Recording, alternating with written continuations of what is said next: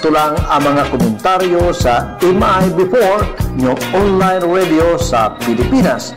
Si Edman Serra at Omar Clerigo nangakong maglilingkod sa larangan ng radio broadcast. Isang oras na talakayan, isang oras na balitaan, isang oras na komentaryo. Saktong-sakto lang ang mga komentaryo at balita tuwing araw ng Sabado at Linggo, alas 9 ng umaga. Saktong-sakto lang ang mga balita, makatotohanan, papanahon. Makatotohanan na papanahon sa MI Before. Palatuntunan.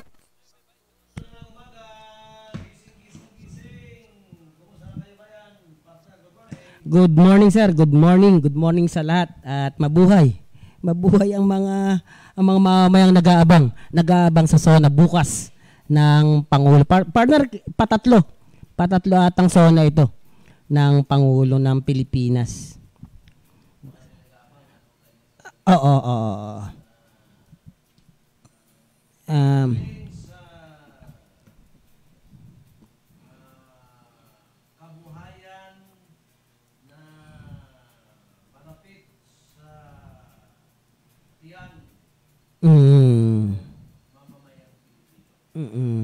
Pagkain, hanap buhay.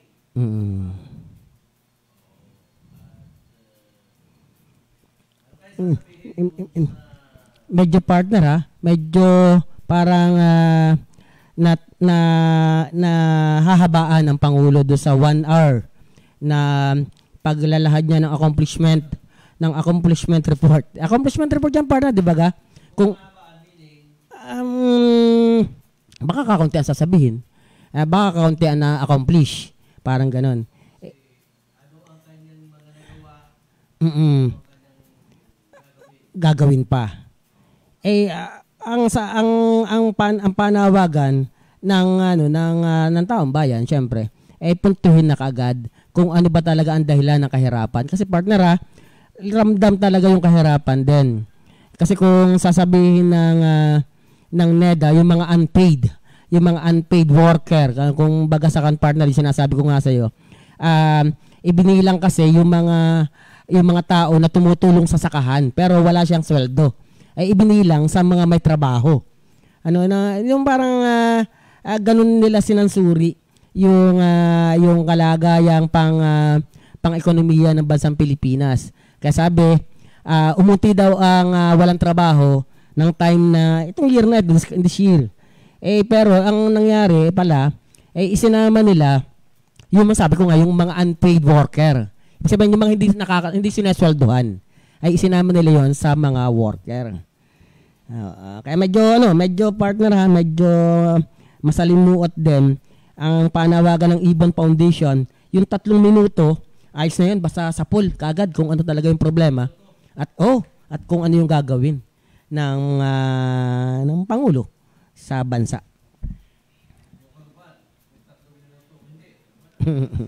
Wala na. Kasi yung mga sasabing tumbukin hindi naman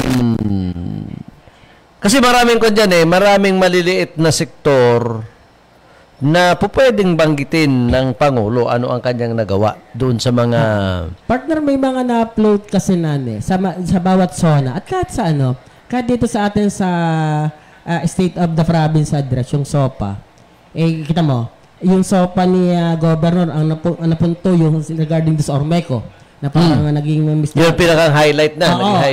Naging abogado siya ng kanyang kapatid. Yung, tandaan mo nung kay Gloria dati, ang naging highlight yung bangkang papel. Yung 3 bata na, kung iisipin mo, parang pelikula. Kaya medyo, ito, yung highlights talaga yung hahanapin nung taong bayan dito sa magaganap na SONA bukas. Partner, alas 4 yan. Kaya alas 4 ng hapon sa Pilipinas po yan. Maraming mga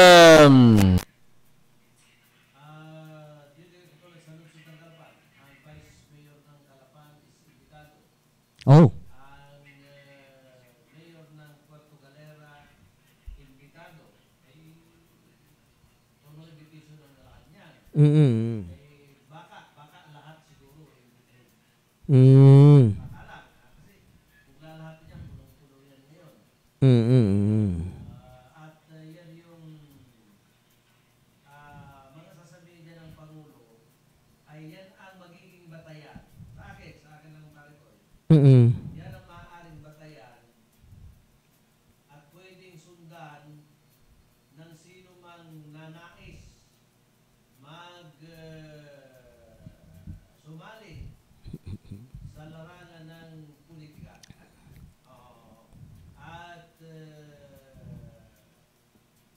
yung mga incumbent, maaaring isa ito sa pwedeng gamitin para maging political propaganda ng mga incumbent lalo na doon sa mga alian ng Pangulo. So kaya nakikita mo naman, yung mga politiko, wala pang sa lokal, wala pang maituturing na formal na political symbol kasi nga, nagdirepende yan sa sasabihin ng Pangulo. Kaya after nito pare ko, after nitong sunang Sona. makikita natin, saka magsisipaglitawan, ano ang kanilang political propaganda, ano ang kanilang ipapangako sa pamahalaan na base naman sa sinabi ng Pangulo dito nga sa gagawing suna. At saka marami. Nandiyan ang peace and order, number 1, peace and order. Uy, partner, yung sinasabi mo, correction, correct mo kung mali ako ha. Kahapon, partner, sabi mo yung parang overkill. Sino ba yung nagsabi ng overkill? Yung sabi mo. Partner, ang sinasabi ko lang kagabi ay 15 to 17,000 kapulisan yung nakapakat, yung ano diyan sa gaganapan ng SONA. Per partner ha, 23,000 na ngayon. Oo, nadagdagan. Kaya medyo Ang ralista ay ang estimated wali mga 9 o 8,000 yung mga sasali sa kilos protest. yung mga protester. Ano may nagtataka dito sa mga kaibigan mo? Nagmimistulang 1:2 ano?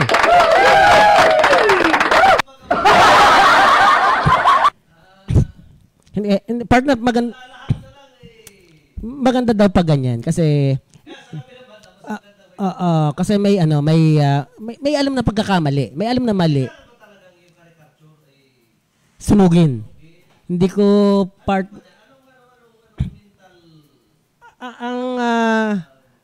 sa diwa ng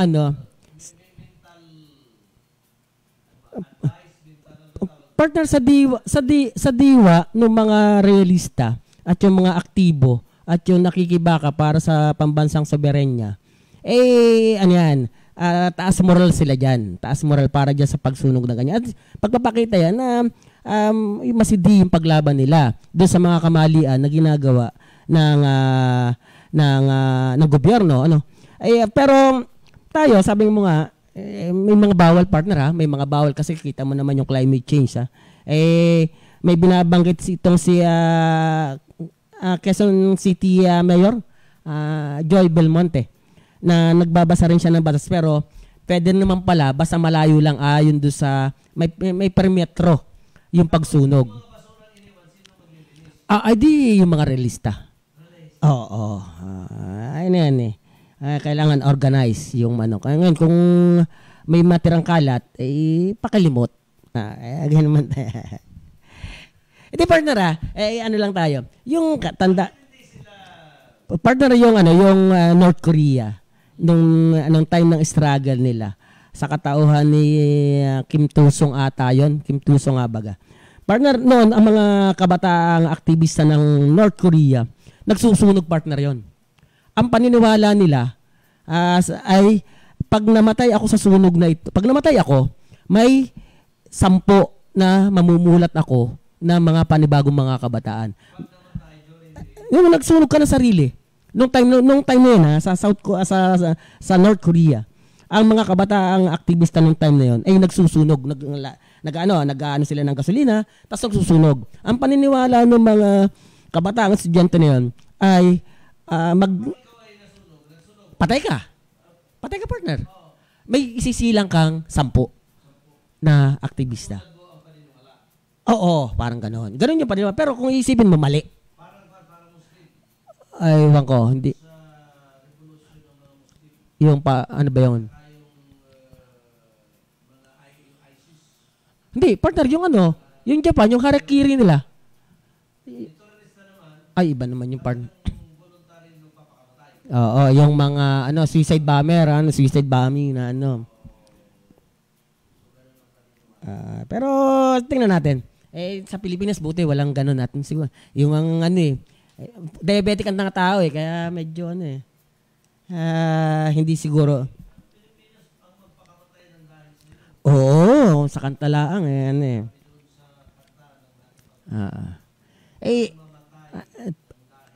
ano sabi niya ni Sir Joey Atwell? May simula at wakas.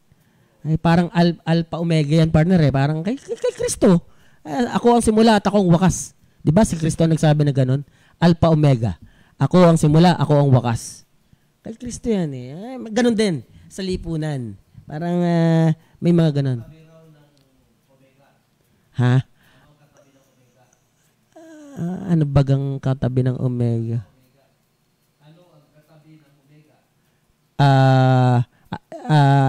Mercury drug? Ay, hindi pala.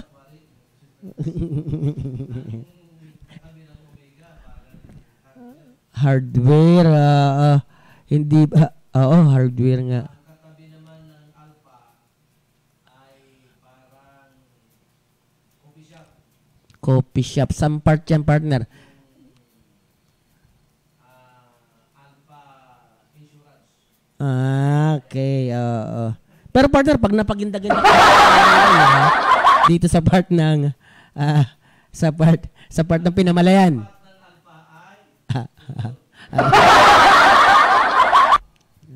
Tuloy-tuloy tayo mga kababayan. Alas 9:32 na po ng umaga. Live po kami. Oy, partner yung pinamalayan, nagdeklara na pala ng state of calamity. Oo. Importante yung magdeklara ka ng state of calamity. Kasi illegal na paggasta ng pera ng bayan. Kailangan magdeklara ka ng state of calamity para magamit mo yung 20% ng kabuuan na papapunta sa kalamidad. Hindi ako sigurado kung ilang porsyento pero may certain amount. hindi mo yan magagamit kung walang kalamidad. At yan ay ang mga supporting documents yan para maiwasan yung tinatawag na graft and corruption. So may resolution dyan ang sangguniang bayan na binibigyan ng kapangyarihan ng sangguniang bayan ang panglalawigan, ang mayor at governor na magdeklara na ng State of calamity. magdeklara base sa resolusyon ng sanggunian. Ng sangguniang bayan. Oo. Panglalawigan. Kung walang resolusyon, hindi pwedeng magdeklara. Pwede magdeklara ang mayor, pero hindi mo pwedeng gamitin yung pera para sa calamity na walang resolusyon. Kaya minsan Pero partner tanong ko lang sa'yo. Ano ang advantahe at disadvantahe ng state of calamity kagyat sa isang bayan na number one, magagamit mo talaga yung pera. advantageous yan. Ibig sabihin, madali mong makukuha para itulong sa mga taong bayan, sa mga mamamayan yung pera. Dahil nandun ka na sa state of calamity, hindi mo na kailangan ng maraming reksito sa papel. Dahil pagkasunduan niya ng iyong sanggunian. Ano? Gamit mo yung makinarya ng pamahalaan. How about the disadvantage, partner? Yung Ang disadvantage naman yan, kung magdedeklara. kung ang Kung hindi, magdedeklara siguro. kung ang nagdeklara na, anong disadvantage naman? Halimbawa ngayon, nalalapit yung eleksyon. At ito ba ay gagamitin na itong si incumbent para sa kanyang ano lang, yung pag-state niya, pagdedeclare niya ng state of calamity as a mayor. Gagamitin para mas madaling pagkuha niya at sa kapakinabangan ng kanyang kandidatura. Yun. Alam mo ako'y kuwan. Ako'y naniniwala kapag ikaw ay elected official, kasi papasok na tayo doon sa usapin ng pamumuhunan. Lahat na gagawin mo is bahagi ng pamumuhunan. Positibo o negatibo yan, dahil politiko ng tao. Kahit ginamit mo na ang pera ng kabanang bayan ni illegal o legal na pamamaraan at pera ng mamamayan ginamit mo at ikay politiko, bahagi na yung pamumuhunan. Kaya lang, ang mga tanong dyan, yung bang paggamit mo ng advantage sa Usapin ng kabanang bayan, isa positibong paraan mo gagawin.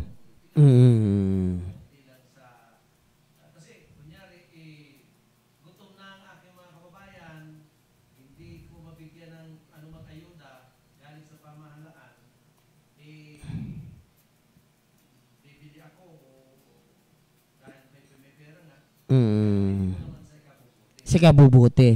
Pero kung sasabihin, nakalagay ng taong bayan na ginamit natin sa mga supot, Plastic ano. lalagyan, Ah. yung uri ng ayuda ay mayroong nakapangalang galing kay Mayor, galing kay Kunsyal. Yan naman ang hindi maganda. Yan ay negatibong pamumulitika nila ginagawa. Hoy sir, bago tayo magkalaot-laot, ay good morning muna po. Good morning kay Sir Rodel. Kay Sir Rodel Hinabe ng Barangay Bangkuro, Nauhan. Yan, good morning po. Good morning Kuya Rodel Hinabe. Sa Simbahang Bato. Oo. Ay parang dyan sa lugar yun, hindi binabaha. Hindi, medyo mataas nga din. Pero yung ilog partner, likod ng mga yan, ilog ha. Na nung time na yan, gagawin. Meron, gawang may parang sinarhan nila, ginawa nila parang palaisdaan. Oo, at may ilog din. Ang Philippine National Police, partner, kasi ang alam natin dito, mayroon ng artificial camera noon pa. Pero mukhang ang PNP bibili ng artificial body form camera. Mga wanted madali na matutulog. Tagal na partner na yan ha. May mga questionabling paggamit, di ba? May mga krimen nangyari. Operation na lalo na doon may nabalitaan mo yung usapin tungkol sa drugs. Drugs, nagtanggal sila ng camera, Na body cam. body cam, yung Chinese na raid, nakakita ng Pera. magkano yun? 10 Ah, million o 100 na tinatanggal ang camera ng commander ng operation at pinag-ati-atian ng pera. Oo, partner, nalala ko na ano kayo. Oo. Nagkaroon ng committee hearing. So may kwan yun, may body cam yun, may body camera ang pulis ko. So at saka hindi naman lahat pare ko yun. Hindi lahat na pulis ay bibigyan ito. Ng body cam. Bibigyan lang ng body camera. Dito sa halos sa Tagalpan meron na. Sa operation lang siguro, pwede mong i-dig. Sa operation, Sabi partner sa balita, sige nga. Sabi, dapat nang kabahan ang mga wanted at kriminal sa bibilhing body-worn camera ng Philippine National Police. Ito ang sinabi ni PNP Chief General Romel Francisco Marbil dahil sa mag-alarm ang body camera sa sandaling makilala ang isang wanted sa batas. Paano kaya yon? May memory. Halimbawa, lahat ng wanted, hindi partner. Halimbawa, ito yung wanted ng mga listahan. Kukuhanin natin ang datos niyan sa pamamagitan ng body worn. May memory siya na pag nakita ito, o yung picture, tsaka yung pangalan, pag nakita sa isang lugar, mag-a-alarm. Ibig sabihin na doon yung, ayon kay Marbil, may facial recognition ng body camera na kanilang bibilhin at gagamitin ng mga pulis sa kanilang operasyon. Una, nang sinabi ng PNP na bibili sila ng 4,000 body camera, may taong may warrant, madali nang ma-recognize ng body cam natin, ani ni Marbil. Inutos ni Marbil ang pagpaigting ng operasyon o pagsisilbi ng warrant of arrest laban sa mga kriminal na sangkot sa heinous crimes. Layo ng body camera na may record at masiguro ang lehitimo ang police operation. Iyon, partner. Medyo... Hindi ko alam kung sino. Hindi ko yung personal identity ko. Kunyari, ako yung pulis. May hawak-hawak ako ng mga listahan ng wanted. Oo. O kaya, pag-serve ako ng warrant. Naka na yun, naka-program na doon sa camera. Sa body cam. Kapag naispatan ng camera yung mukha mo, Oo. Mag-a-alarm. wanted ako. Mas maganda kung maamoy, partner. Yun naaamoy sana, oh. Maganda to, pero Sana ay magtagumpay.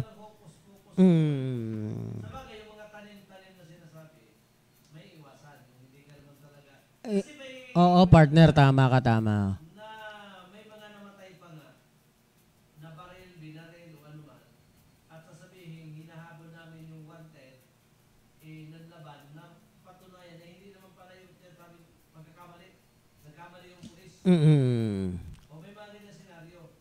Ngayon may iwasan na iwan ko lang kasi kunyari hindi maraming man yan maraming angan din dito. Anyway,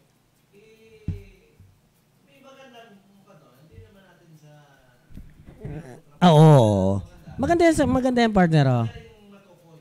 Kung ikaw naman na pulis na walang yan, hindi ka basta-basta makagawa ng kawalang yan. Dahil, kunyari, ganit ako kayo, ganito. Si personality ko, palalabasin ko. Oo. Ganito, si ganyan. So, mag-iisip ka ngayon, hindi mo kaya i-focus ngayon. Ang mga bagay-bagay para gusto mo personal mo. Galit at kung anong pwede mong gawin sa mga sibilyan. Batas naman sa kwan, batas sa Government Procedure of Procurement. Financial Cybercrime. Piperbahan ni Pangulong Marcos. Ay naman piperbahan. Naparmahan na partner ata. Oo. Piperbahan. Alamin natin. Nilagdaan ni Pangulong Ferdinand. Nilagdaan na. Nilagdaan ni Pangulong Ferdinand Marcos Jr. ang mga panukalang batas na magbibigay ng transparency sa procurement process ng gobyerno. Mayroon din ang batas na pagbibigay proteksyon sa publiko mula sa financial cybercrimes. Ayon ng Republic Act number 12009 ang New Government Procurement Act o NAGPA na magkaroon pa ng mas mahigit na transparency, competitiveness, efficiency, professionalism, accountability at sustainability sa proseso ng procurement ng gobyerno. Nakasaad din sa ilalim ng NAGPA na tugunan ang mga butas o batas sa kasalukuyang sistema ng procurement sa pamamagitan ng pag-aalis sa mga illegal na practice na nagiging dahilan ng korupsyon. Nagdaan din ng Pangulo ang Republic Act 12010 o 12010 o ang Anti-Financial Account Scamming Act o yung tinatawag pa rin na Apasa. na naglalayong protektahan ang publiko mula sa cybercrime o criminals at criminal syndicates. katawan ng mas mabigat na parusa ng financial cybercrimes base na rin sa isinaad sa revised penal code tulad ng online selling, online, at investment scams. Hindi ibig sabihin online selling na nagiging scam. At investment scam, At phishing, at iba pa. Yung magandang iba pa. Ng kapangyarihan ng apasa ang Bangkos Prada Pilipinas na magsagawa ng investigasyon sa mga kasong may paglabag sa cybercrime. Ginawa ang ceremonial signing sa Palasyo ng Malacanang kahapon ng umaga bilang ang dalawang naging batas na priority bills na isinusulong ni Pangulong Marcos sa Legislative Executive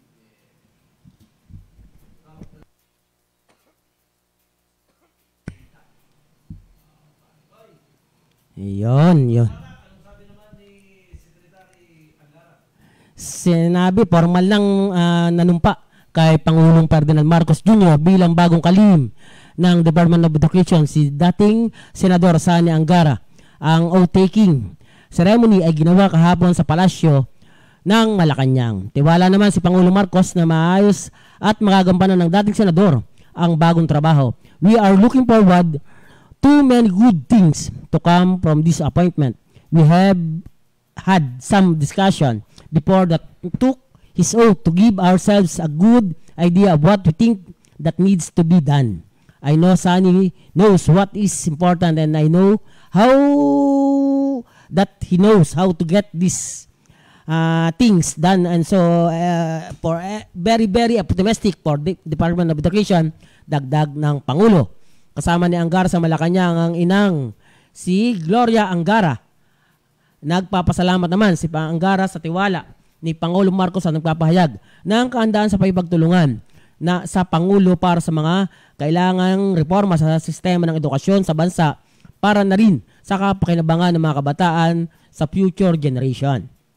Pinalitan ni Angara si Vice President Sara Duterte na una nang nagbitigo na kalihim ng Department of Education. Hoy partner, ang isang kay Senator Angara, challenging sa kanya yung yung K-12 partner pero author din pala siya niyan, yung K-12 na yan dati. Pero kailangan i-assess, sabi nga niya, kailangan i-assess, pag-aralan, kung may mali, tanggalin. Kung hindi na pakinabangan, tanggalin. Yun ang sabi ni Hindi umiran dito yung ego. oh, Ego ng secretary tungkol dito sa K-12. Kasi isa siya sa mga nagsulong nito. Hindi siya siya mismo ang author. ba? Oo. Ako, ano lang siya, co-author lang. Pero partner na sinasabi niya, nung siyang nanunungkulan, wala namang sinasabi. Anong nakaposisyon pa siya as a senator, wala namang assessment talaga na nakita. Tapos dun sa mga panawagan nga ng mga magulang na tanggalin yung K-12, dun pa lang siya nagbasa at nag-evaluate kung naging matagumpay pa talaga yung K-12 na ito. Sana nga, kayo nga, sana hindi. Niya, sabi niya, ang panawagan kasi ng mga magulang at saka ng mga guro ay tanggalin na dahil dagdag pasanin ng magulang, dagdag pasanin din ng mga estudyante. Ang sabi niya, pag-aaralan. Tapos ang ikalawa partner, bukod sa K-12, yung dagdag na salary ng mga buhay nating Kasi ang inaangal lang naman dito ng mga magulang, granted na yung paghaba ng panahon, yung naging, kasi grade 6 ka, magiging grade 7. And then, ang kasunod niyan, dapat first year high school, grade 6, dapat yung dating ginagawa, pagka-graduate mo ng elementary, grade 6, ang tawag doon. First year high school ka na. So ngayon, sa K-12, grade 6 ka, dapat ang grade 7. Ano pa sunod? Grade 8. Hindi, isang taon lang kasi sa elementary. Partner, grade 6. May tawag na sila doon senior. Pagkatapos mo ng grade 6, partner. May isang taon ka na... Hindi, mag-high school ka. Dapat. High school. So, hindi na sila, hindi na tawag nila ay grade 7. Senior high, sunod nun. Senior high. Senior high, high school ka na. Hindi. Yeah. Hindi pa. Hindi pa, partner. Hindi, high school ka na, partner. High school ka na. Pero ano na, yun Definitely dapat ikaw ay second year high school na noon. College siya dapat. Dapat sa dating scheme ng DepEd. After pa noon, doon ka pa lang, halimbawa, senior high ka na. Meron ng STEM dyan. Nag-graduate sila doon. Gagraduate. Sila partner doon. Na yun ay tinuturing na isang vocational course na dapat. Yun. Na tinake up ng estudyante sa mababang edad, murang edad. Ika nga. Na dapat ang kumukuha ng vocational course yung high school graduate. Di ba talo? Pagkatapos mo ng high school, pwede kang kumuha, imbis na mag-college ka, kukuha ka ng 2 years course sa ilalim ng TESDA. Yung mga kunyari ay papasok doon nung araw yung automotive mechanic, electrical mechanic, air refrigeration and air condition mechanic. 2 years yan. Ladderized ang tawag nila dyan. So ngayon, ipinasa ngayon sa mga elementary. Kasi dapat after high school ka kukuha nito, ipinasa ngayon sa mga elementary. Parang sa high school partner pinasa? Hindi. Kasi 2 years eh. Ngayon, pagka-graduate mo ng high school, wala ka ng college ka na kaagad. Kasi tinake up ng elementarya yung 2 taon.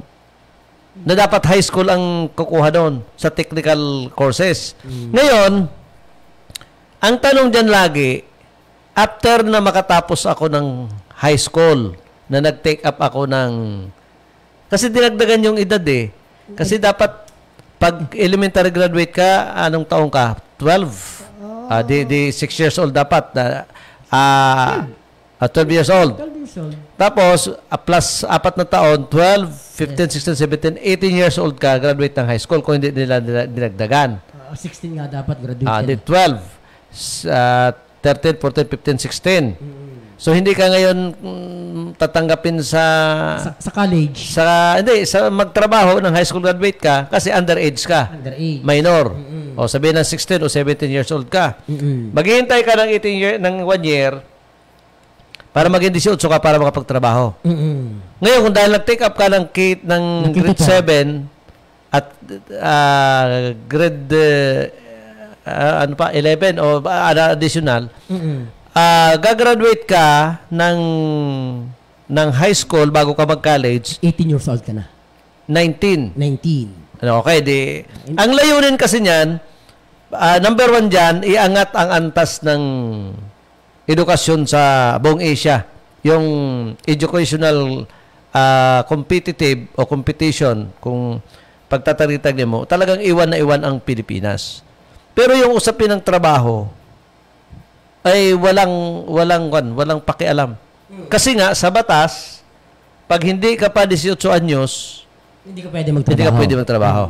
O ayon naman sa DSWD rules at ng DOLE, Department of Labor. So, nakatingga ka lang ngayon dahil wala ka ng perang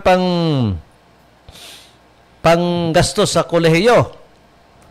Ang hindi nila nakita rito, pare koy, yung Department of Labor, dapat ni-revise yung batas na pag-graduate ka ng K-12, di ba? Ikaw ay pwedeng tanggapin na magtrabaho as a regular worker sa bansang Pilipinas. So, discrimination pa rin pagdating sa trabaho. Yung mga graduate, hindi rin napakinabangan. Sa illegal, nakatingga ka lang sa bahay, hindi ka pwedeng magtrabaho. Oo, yun ang ibig sabihin nito.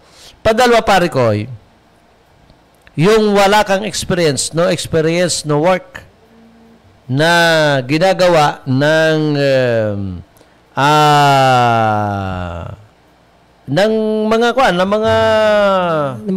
employer. Kasi ang sabi ng mga employer, ba't kita tatanggapin? Madadali naman ako sa Department of Labor. Dapat na amiyendahan yung batas na yon na tanggapin. Sa bagay, yung... Actually, partner, Yung kwan, pare ko, paputol muna kita. Yung no experience, no work, wala naman sa batas yan. Wala naman. No work experience. Palisiya yun ng isang company. Ng isang company. Actually, partner, sa bansang Pilipinas, sa hirap nga ng buhay, at sa dami naghahanap ng trabaho na walang trabaho, talagang sasabihin ng isang employer, dito na ako sa may experience. Ba't naman ako kukuha? Wala namang batas na nagsasabi na sa akin na bawal ako as private owner ng isang company na wala namang sasabing batas na bawal kang hindi kumuha ng walang experience, Kaya siyempre, kunyari ako ang may-ari ng isang company, teka, kukuha na ako may experience para sigurado ko yung aking company hindi malulugi. Kaya lang, yun nga, kung i-apply mo yung may kaugnayan sa educational background, ano talaga ang layunin ng bansang Pilipinas kung bakit kukuha ka ngayon ng additional 2 years o dinagdagan ng 2 years yung educational experience sa mga estudyante.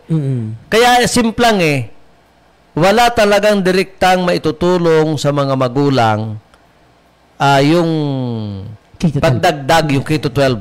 Tama, partner. Ang kung dito siguro gawin ni Secretary dahil para hindi naman matapakan yung ego niya. Kung yung sinasabi ngayon ng bagong secretary ng Department of Education na kailangan pang i-evaluate, i-assess kung anong kinalabsan sa tao sa itong K-12 na ito, kung ito ba'y nakatulong. Para Garte, ang nangyari, partner, sa K-12 ay parang exploitation mo lang ng kabataan. Tama. Inabuso mo lang Inabuso mo na yung kabataan sa murang edad. Tapos, yun nga, sinasabi ko sa iyo, yung mga employer, hindi talaga kukuha sila ng walang experience. Ang dapat gawin dito siguro ni Secretary Sani Angara, lumabis sa Senado, dahil dati naman siya, senador pa rin siya, o sa Kongreso, na i-revise uli yung batas ng Department of Labor, tapos magkaroon ng batas na obligahin ang mga employer na tanggapin yung mga newly graduate. Tanggapin ang mga newly graduate na walang experience. So, kasi, mag-a-apply ka, wala kang experience. Pero kapag ikaw ay bata ni Kapitan, rekomendado ka ni ganito, rekomendado ka ni ganyan, sa bagay, jurisdiction nila yan. Partner, may nagana. May nagana sa akin. Yung survey ng PSA, alam mo yun, yung bago nila ngayon. Yung PAPSIN. In-entertain naman natin. Pero sabi ko nga, yung partner, yung automotive dati, 2 years na tinatapos ng estudyante. Yung vocational na automotive. Pero partner, kaya ng 21 days sa loob ng TESDA. Imagine mo, ganun katagal mong 2 years mong binabasa. Samantalang, kaya mula praktika hanggang teorya ay 21 days. Kaya mo matapos yung automotive. Pero noon, pinatagal. Ginawang 2 taon bago ka makatapos ng automotive. Madami partner, madami. Parang, ang edukasyon sa Pilipinas, nagmimisto lang talagang business. Nagmimisto lang business na yan. Kahit naman dito, partner, sa atin, sa lalawigan, maraming mga school dyan na pag-aari ni politiko. At hindi natin hindi natin may itanggi na may mga school dyan si politiko. Lalo na yung mga technical courses. Yung mga tawag doon. Kasi may tama ka dyan, may mga pulis. Bagay, hindi naman natin pwedeng pigilan yan. Pero, ang depensa dyan ng iba. Bahagi ng business nila yan. Sa negosyo kasi. Pero nasa napapagsamantalahan. Kasi yung tawag doon, yung mga scholars na kinikater ng provincial government. Although, hindi provincial government. Ng national, sa ilalim ng Technical Education Skills Development Authority o TESDA. Yung mga NC1, NC2. Batas na kasi yan Isang batas na yan ng hindi ko lang alam ng Department of Labor, pero kapag ikaw ay mag-a-apply ng trabaho sa labas ng bansa, required ka sa saan ba? Required ka sa OWA. Required ka sa yung company. Kunyari, ako ay mag-a-abroad. Kahit anong trabaho ko sa abroad, basta kay OFW, kailangan ipasa ko yung tinatawag na NC1, NC2. NC1, NC2. Kung ako kunyari ang trabaho ko sa abroad ay welder, kailangan tapos ka ng NC1, NC2. At ako ay nag-training sa isang welding company o talyer. O kung ako naman ay katulong sa bahay, may mga school na nagbibigay ng kurso tungkol sa housekeeping. Kunyari ay ako ay ano pa yung mga trabaho sa lahat basta't ikay tatawid. Plumbing. Nire-required ngayon ng OWA, overseas workers, na ipasa mo to. Ngayon, ako ngayong politiko, magtatayo ako ng ganitong uri ng course. Sapagkat mayroon pang ibinibigay ang gobyerno, ang TESDA, na libo-libong slot na kahit hindi ka mag-a-abroad, pwede kang mag-aral ng NC1, NC2 o mga technical courses. Na ang minsan, itong si Secretary Villanueva, ipinagkakatiwala. O kunyari, Oriental Mindoro, bigyan kita ng 1,000 scholars sa technical. Yung mga housekeeping, mga kumbaga sari-saring technical na in demand sa abroad. Ang ginagawa ng ilan, sinasamantala to, magtatayo ka ngayon ng mga ganitong uri ng short courses. Accredited naman ng TESDA. Marami niyan at nagkakandalit-silitsi. At mayroon nang nakasuhan, mayroon pa waring nakulong at hindi nakapag-retired dahil sinamantalan nila yung pera mula sa TESDA, na ginagawang kasi may kakilala ako dyan, double payment pa nabayaran na, kunyari, kasi madali lang kunyari, magtatayo ako, welding mechanic. Tatayo ako ng welding shop. Siyempre, magtatayo lang ako dyan ng welding machine. Ano pang itatayo ko dyan? Wala namang iba Wala na. Welding machine. Welding machine. Tapos instructor. Madaling magtayo niyan. At actually, sa actual ba nga dinadala yan Hindi na nga partner yung as in kung under ka ng TESDA. Kahit nga yung mga yung shop isang shop lang. Tapos hindi, may assessment, kailangan may permit ka rin sa TESDA. Pero partner, hindi Hindi, ang ginagawa dyan, may mga sindikato dyan May mga sindikato dyan. Anyway, so ganyan yung kalakaran, kaya sasabihin mo na sinasamantala na lang. Ang tanong, yung bang mga sibilyan, yung lehitimong negosyante na walang connection sa gobyerno, ay nabibigyan ba ng pagkakataon para makapagtayo ng ganitong uri ng mga technical school? Hindi. Baka naman kasi magiging kakompetensya mo si mayor, magiging kakompetensya mo si governor, si congressman, si bukal, na malapit sa kaban para bigyan ng slot. Mimikos-mikosin ko na. Anyway, yan ay mga senaryo, partner, na minsay mayayamot ka lang. Napakaano na yan. Anyway, wala na tayong oras. Wala na tayong oras. Omar Clergo po. Ed Mancera po, kami po ay naglilingkod sa Diyos sa bayan sa tao. Magandang umaga po sa inyong lahat. Ang tabayanan ng mga susunod pang palatuntunan dito pa rin sa MI Before. Sa ilang saglit.